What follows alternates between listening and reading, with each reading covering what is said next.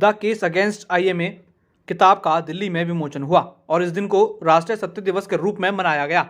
इस दिन डॉक्टर राजीव दीक्षित की जयंती भी मनाई गई और इस पुस्तक में आईएमए किस तरीके से सिर्फ बिजनेस करने में ध्यान लगा रहा है, न कि लोगों की बीमारी ठीक करने पर, इस पर भी ध्यान दिया गया और साथ ही कई राज आईएमए के खोले। इस किताब को डॉक्टर विश्वरूप राय चौधरी ने लिखा है। इससे पहले भी यह किताब लिख चुके हैं, जिसके बाद डॉक्टर विश्वरूप राय चौधरी को जेल भी जाना पड़ा और अब उन्होंने इस किताब का नया वेरिएंट निकाला है।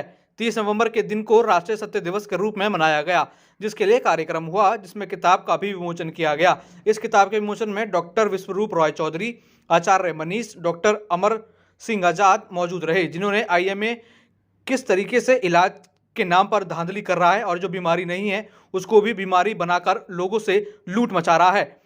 जैसे कि गुर्दे की विफलता वाले रोगी को पूरी तरीके से आईएमए ठीक करने में सक्षम हुई है, अगर हाँ तो वह मरीज कौन से हैं और आपने उसे कैसे ठीक किया और आप उस रोगी का विवरण प्रदान कर सकते हैं। यह सब सवाल आईएमए पर दागे गए।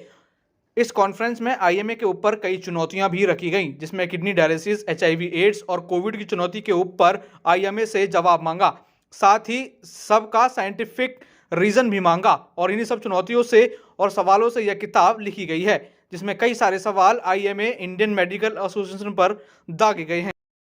मैं दौलत शर्मा और आप देख रहे हैं आप सुन न्यूज।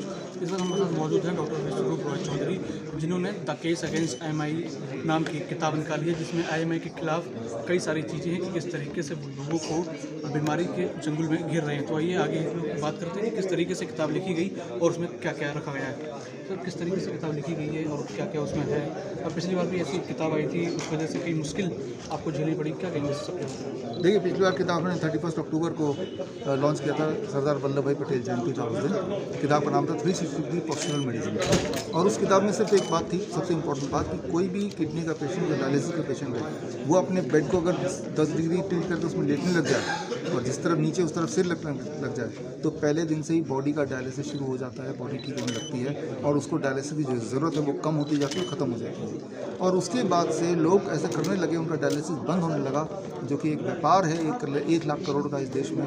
तो नतीजा ये हुआ कि आईएमए ने छत्तीसगढ़ ब्रांच ने मेरे खिलाफ पुलिस कंप्लेन कर दिया कि ये एक ऐसा तरीका बता रहे हैं जो अनसाइंटिफिक है, जबकि वो किताब में सारे साइंस का रेफरेंस मैंने दिया है। और सबसे बड़ा टेस्टिमोनियल तो हमारे पेशेंट जो ठीक हो रहे हैं, जो एक टाइम पे डायलिसिस पे थे 2 साल 3 साल 4 साल से, अब वो नहीं जाते हैं, ना तो स्वेलिंग होती है, ना यूरिन आउटपुट उनका पहले से बढ़ गया है, तो और ना ही बीपी उनका बढ़ता है, वो नॉर्मल रहता है, वो भी बिना दवाई के। तो मतलब मैं ये बताना चाह रहा हूँ कि आईएमए के दिमाग में ये है कि कोई अगर चीज़ लोगों को ठीक करती है जिससे उनका बिजनेस का नुकसान होता है, तो किसी न किसी बहाने, किसी न किसी धारा के बहाने से रोको।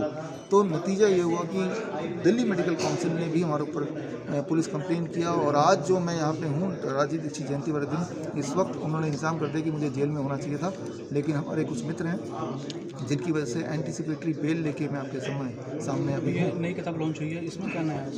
इसमें पोल खोली है हमने, द केस अगेंस्ट आईएमए, किस तरह से देश को लूट रही है, किस तरह से आपको लूट रही है, किस तरह से दवाई बीमारी के बहाने आपको डरा के आपको और बीमार किया जा रहा है। ये एक सिंपल आदमी को समझाने के लिए कि आपकी जो दुर्दशा है उसमें कुछ ना कुछ कंट्रीब्यूशन आईएमए का भी है।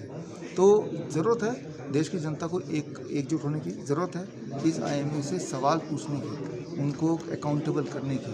तो ये किताब एक आम जनता की किताब है, हर इंसान को पढ़ना चाहिए। विश्वरूप.com/IMA में फ्री डाउनलोड कर सकते हैं। ये है कि जो कई बीमारियां हैं उसका साइंटिफिक रीज़न नहीं दिया जा रहा है, तो उनको किस तरीके से ठीक करना है? बीमारी है ही नहीं, उसको बीमारी बता रहे हैं।